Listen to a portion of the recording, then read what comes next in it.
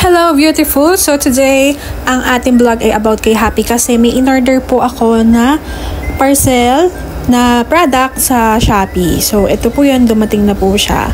And gusto ko siyang i-share sa inyo kasi effective po siya sa aking Happy Pee. Ayan. So this is vitamins and salmon oil.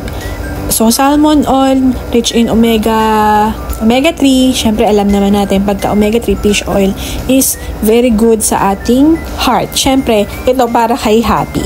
So, in fairness naman, na-try ko naman yung multivitamins ng Ploop Pets. From Ploop Pets po ito. In fairness, maganda siya at saka hindi nagkakati yung aking aso. So, recommended ko siya sa mga may fur babies din. So, i-open na muna natin and excited na din ako i-share sa inyo to kasi maganda talaga siya. Ayan. So, na-try ko pa lang po. Ito salmon oil, di ko pa na-try. Ngayon pa lang. So, rich in omega-3, fatty acids, and DHA. So, wild salmon oil. Pwede rin po ito sa cats, tsaka yun, dogs. Tapos, ito po, nabili ko ng 159 for 100 ml. So, maliit lang. Trinay ko lang muna kasi. So, baka mamaya, ayaw naman din ni Happy. Nagiging, na kasi siya choosy sa pagkain. Kasi, yung hobby ko, hinahaluan niya yung dog food niya ng ibang food. So, gusto na niya is ganun. Pag minsan kasi ayaw niyang kainin. So, ito na-try ko na yung multivitamins. At maganda siya kasi kay Happy, hindi siya nagkakate. Dati nagkakate siya. Ang gamit ko LCV. Tapos iniisip ko, baka sa kinakain niya. Pero hindi naman namin siya pinapakain masyado ng mga anik-anik eh. So, yung tatawa, ba't kaya siya nagkakate until, eto, ginamit ko to, multivitamins ng Ploop Pets. Hindi na siya nagkakate. So, maganda siya. So, yung content nito, 8 health benefits to boost your dog's vitality. Ayan. So, kompleto siya. Meron siyang ascorbic acid, may mga immunity and energy boost. Tapos, pampashine din siya ng coat, tsaka skin, tsaka pampa-strong ng joints, teeth, and bones. Tsaka, heart support din. Yun din yung nagustuhan ko. Meron din po siyang ascorbic acid.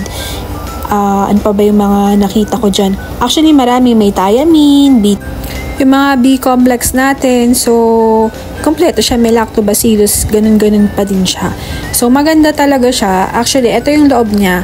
Nakaubos na ako ng isang pack. Nauubos na yung isa.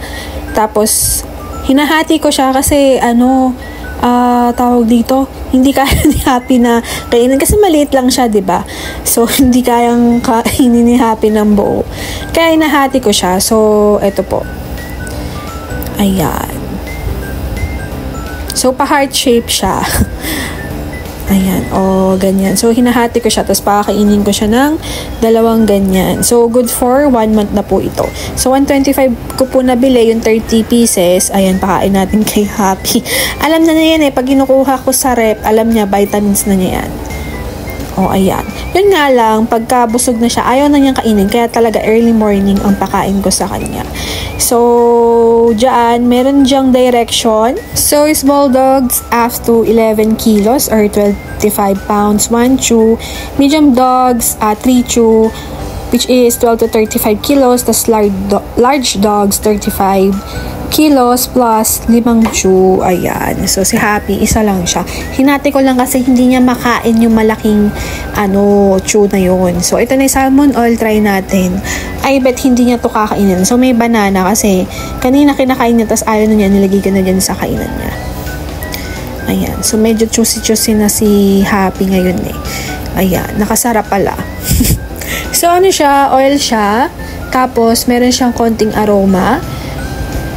Ayun, ganun yung smell niya na, yun nga yung smell, usually naman smell ng oil. So, hindi ko po tinikman, Ayan, so lagay na natin dyan. Pasensya na kayo.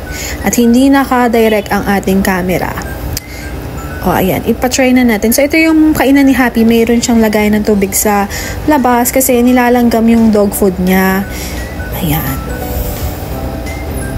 Inamoy-amoy niya muna. Tapos tinikman niya.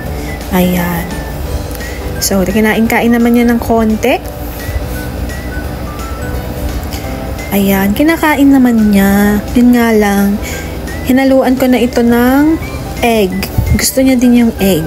So, maganda din yung egg sa ating dogs. Pampaganda din siya ng buhok. So, nakita niyo dun sa una nating video, ang kintab ng balat niya. Hindi ko lang alam kung kita dyan pag sa cellphone kayo nanood. Siguro pag sa TV. So, ayan.